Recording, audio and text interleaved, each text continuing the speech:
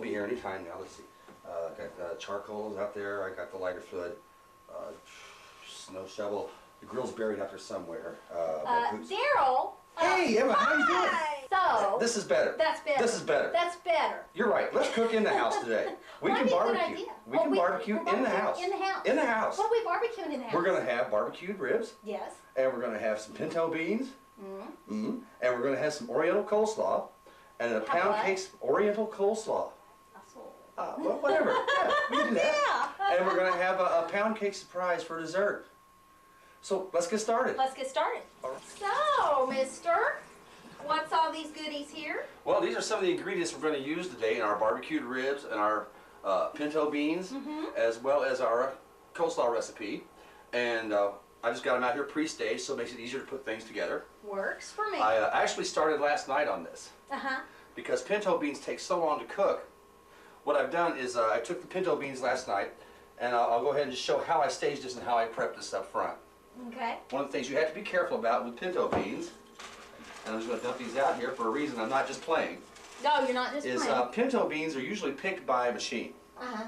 Well, the machine has no idea whether it's a pinto bean or a piece of pea gravel. Oh, so you got to sort your beans. Uh-huh. You go through the beans like this, and let me get a pan to sort those into. So is that why when I make beans, sometimes they're crunchy? Because I just open the bag and pour them in? That's probably because they're undercooked. But that's just a guess. So let's rake these off here. I'm scattering them out into a single layer. I'm looking for any bad beans, discolored beans, or any rocks at all. I found 3 little pebbles in the ones that I started with last night. Oh, yeah? So I got rid of those. Those are good. So how long do you cook beans, just till they're soft, or is there like a specific... Generally, I do till they're soft. I taste them as I go, pull them out, and get rid of that one. And that's the way that I end up cooking the beans. What we're going to do now is that I've got these sorted, except for the ones I'm throwing at you. What we're going to do is we're going to wash these. Actually, we would wash these if we were going to actually use these. I've got some on. So you would wash these, and once you wash them, then you put them in a pan and soak them overnight. You know, and just let them sit in the pan with a lid on it and soak overnight. And they soak up a lot of liquids by sitting overnight, and it makes them cook a little faster the next day.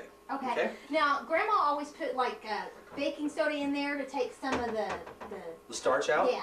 Yeah, is that a good idea, bad idea? I've never done that. I've never heard that. You know, that it may not be a bad idea. Yeah, Grandma used to do that all the time. So. Okay. What we're going to do is, like I said, I've got some beans on. These have been on since about, I've started these about 4 hours ago, cooking at medium temperature. Right. I've added about a teaspoon of onion powder, and bay leaf, and a little pepper. I didn't add any salt, and the reason I didn't add salt is that we're adding this, and this is diced country ham, about a cup. Okay. Okay, I love country ham, but because of the salt content of the ham, we don't want to add a lot of extra salt until we get to the end. You can't take it out as easily as you can put it in. Right. So we're going to add that in, and that heat's going to get up on that, and that'll start to get yummy. That's what our beans are looking like. There's the bay leaf in there, and you see the chunks of ham.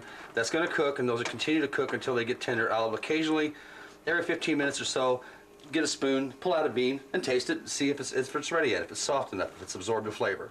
So we're just going to leave that on about a medium heat and let that go to town. What do we do now? Well, what we're doing now is I'm preparing these ribs. We're getting ready to pre-cook or boil these ribs prior to putting them in the barbecue sauce and doing our oven barbecue. So why do you do that? Well, a couple of reasons. One, these actually these are country-style ribs, what they're called in the grocery store. You can buy them in any store, and they're boneless pork ribs. And the reason I boil them first is, one, to impart a little extra flavor to them, because I season the water that they boil in. Right. And then 2 is to reduce the amount of time they have to spend on the grill. And 3 is to make sure they're done. Sounds good to me. Well, it looks like you got things under control, so I'm going to skedaddle. Okay, I'm going to go ahead and finish these ribs up then. Sounds good to me. All right. You need, you holler. I'll do it. Okay. What I've got here is my big enamel boiler that I use on the stove, and I'm putting the ribs in it. And I actually have about 3 packages of these ribs that I've cut up. And I've got those in there, on the knife side. And then we want to fill this with water to cover the ribs. They're all in basically a single layer in there, as you can see. And we're simply going to fill this with water so it covers the ribs.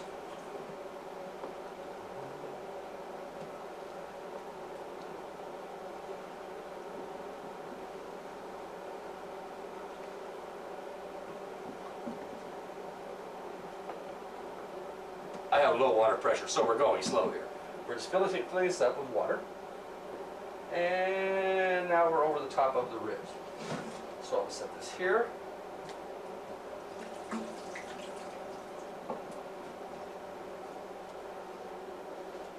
And move it to the stove. And put it under heat. Now, in order to season this water, pardon me while I house clean, what I'm going to do now is I've got, and if I can have zoom in here just a little bit, this has some coriander seed, about 2 teaspoons, and about a tablespoon of black peppercorn, 2 bay leaves, and 3 crushed cloves of garlic. All I did was separate them from the clove and crush them because they're not going to be eaten. They're just simply going to be in there for cooking purposes. So let me add this for flavor.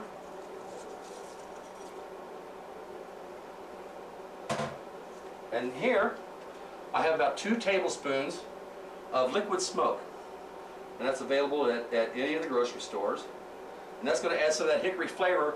I mean, I'm not going to build a wood fire on my stove, so we've got to add the hickory flavor somehow. There. And we'll set this back on the burner, stir the beans one more time, and allow that to cook.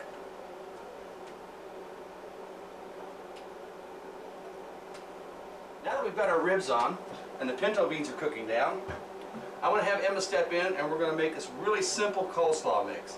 This is an Oriental coleslaw. It's really simple, really easy, and I'll show you how we do it. Simple's good because simple works for me. Nothing complicated. Don't let the hair fool you. This is one of the most misunderstood vegetables in the world, that cabbage. The cabbage. You can make entrees with it. You can roll little things up and bake them. Mm-hmm. You can put it in borscht. You can make sauerkraut with it. You can just stir fry it. In my house, when I ask people how much cabbage do you want, they want little cabbages. Well, those are Brussels sprouts. We're not going there. No, Brussels sprouts. So I'll show you what we can do with this cabbage. Okay. And most people think of coleslaw. That's what we're going to do. Works for me.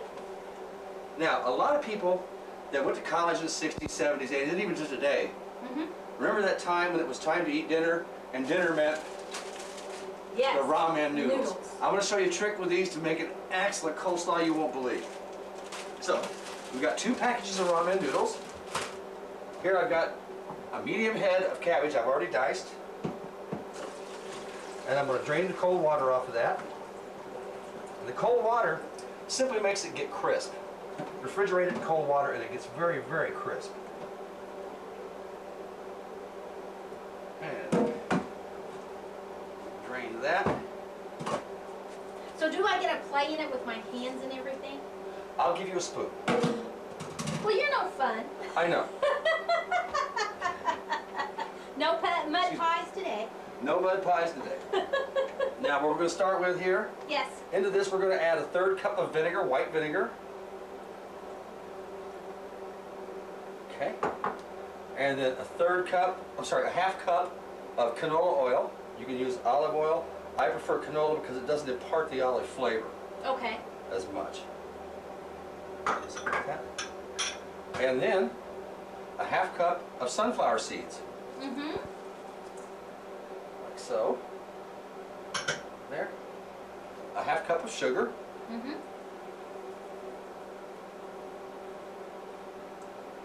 There. Now, You don't cook these before? Oh, this is the trick. This is the trick. Ah. Pardon me while I use my easy open container masters. Notice he didn't give them to me. You warned me about that last time. Quick study. It's called survival. Now what I'm going to do right now is I'm taking the flavor. Everybody remembers the flavor packets. You cook the noodles, you can make soup, or you can just have noodles, but the flavor packet was, that was it.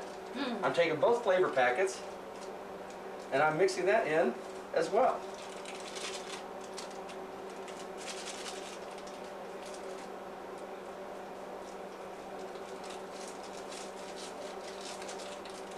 And don't worry if it crushes a little coming out. It'll all break up as we stir. Okay. We'll reserve the noodles. I'll show you where those go. Pardon me. Okay. In a minute. As you can see, I've pulled the lid off. We've got a really good boil going on these ribs now. I just cooled it off because I stirred them up so that they don't stick. We don't want our ribs to stick to the pan and then fall apart as we try and get them out later. They got about another 10 minutes on them. I generally boil these about 20 minutes in the seasoning. Again, black peppercorn, coriander seed, bay leaf, and liquid smoke. As you can see, our beans are starting to cook down over here, and they're getting a real nice texture to them. Waking up that country ham, getting it nice and soft, nice and juicy again. That's coming along very well. Now that I'm stirring this, Darrel's over here playing in the ribs. What you doing over there, Darrel? Well, as you can see, we get a shot in here. I'm actually stirring these so that they'll move around and they won't stick to the pan. Put that lid back on and let those go. I've turned that heat down to about medium right now, so to continue to boil, they've got about, as I said, about another 10 minutes on those. How are you doing? Well, how's my stirring? Well, it looks like you're going in circles. That's a good start. Well, I'm trying to get all the stuff off the bottom, you know. There you go. Since, you know, I have to use this spoon and everything. But I gave you 2 spoons, but I guess you're not ambidextrous, is that? Or oh, Lord, you're no, you're discarding flyby that way. Oh, yeah, I'd be like Jerry Lewis, you know. They love us in France. Oh, yeah. There you go. There you go. There you go. That'll work for me. That's all looking right. good. She's getting the oil and the vinegar and the seasoning all blended together with this cabbage, and we're going to let that sit for a while, and until we get ready to eat, there's nothing else we need to do to this coleslaw. Okay. So we'll get That that look covered. good? Looks Okay. great. Looks great. Works for me. And we'll get that covered, and we'll get this put away. And the next thing to do is to look at working on those ribs again. All right. Okay, we're ready now to put the barbecue sauce on our ribs and get them in the oven and get those going. You can use any kind of barbecue sauce you want, something across the counter, something you make. Personally, I use what I make. This is Goodman's Gourmet Barbecue Sauce. I've been making this about 6 years. And we're going to use this sauce to bake our product. Now, the thing I've done here is I've got my baking sheets out and I've sprayed them with some nonstick. Okay? I've got a container here with barbecue sauce in it, and our ribs have chilled. We got those out of the boiling water and let those chill so that the sauce will stick to them. And all I'm going to do is simply dunk and coat them real good with sauce and arrange them on our pan.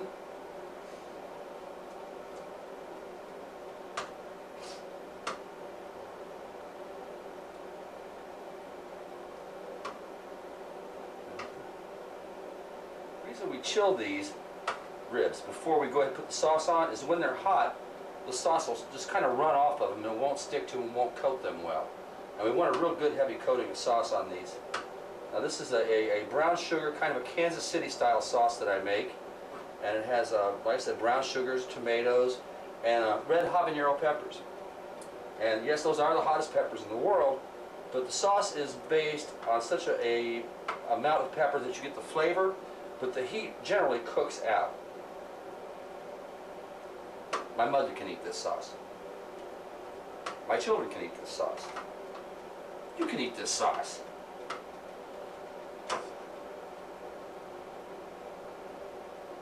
Nice, good red coating on all of these. Trade out pans here. Notice the nimble way in which I did that. Yeah, you know, Emma was right. This is not worth cooking out in the snow. We love Indiana, but this is not worth barbecuing out in the snow. However, this year when it gets warmer, we'll do some of that. And we'll cook a lot of different things in the snow. Or actually, we'll cook a lot of different things out of the snow. You know what I meant.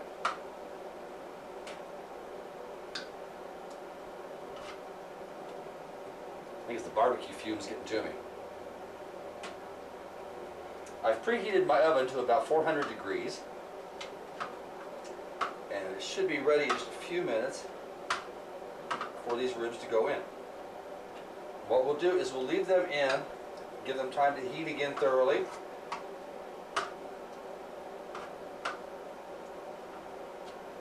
And then right before the end, we'll turn the broiler on and put a little glaze on the sauce. We may have to brush some more sauce on them, depending on how they soak it up, but that's okay. We've got plenty.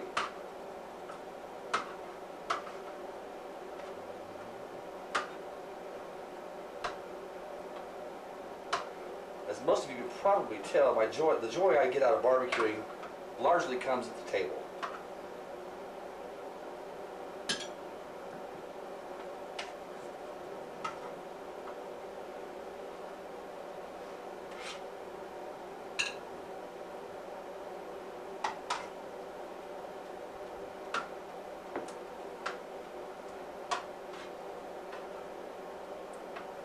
I started making the sauce, like I said, about 6 years ago, and I had an overabundance of tomatoes in my garden, and I had canned approximately 80 quarts already, and I really didn't see any sense in throwing away tomatoes, and someone said make barbecue sauce. So I started working on this, and this was the end result. Now you may think that little piece of pork right there was a mistake. I planned that. That's a test nodule. I'll eat that in a few minutes just to make sure we're doing the right thing. You're not buying that either, are you? Alright. Now I'm going to refrigerate this sauce so we can use it again to brush on the pork when we need to.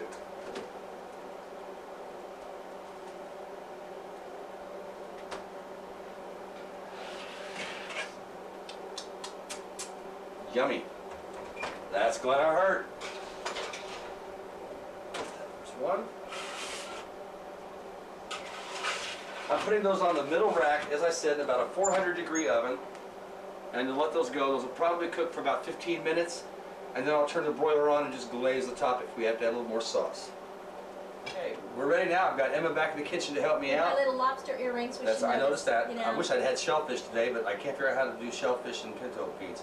I'll work on it. Well, I'll work on it, and let me know. I'll wear them again. Okay. Okay. What we're going to do right now is we're going to make what we call pound cake surprise.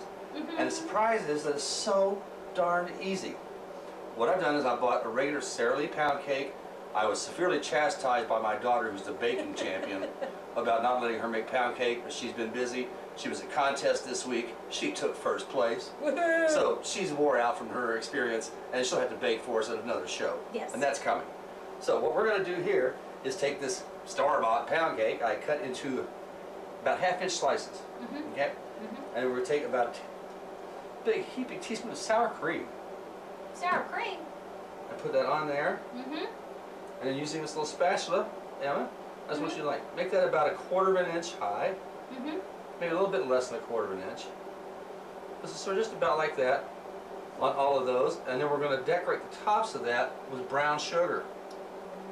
Now, if you want to go ahead and do that, I'm going to show people something that's a helpful hint that's going to help them in their kitchen. Okay? Today I went to get the stuff together to make this.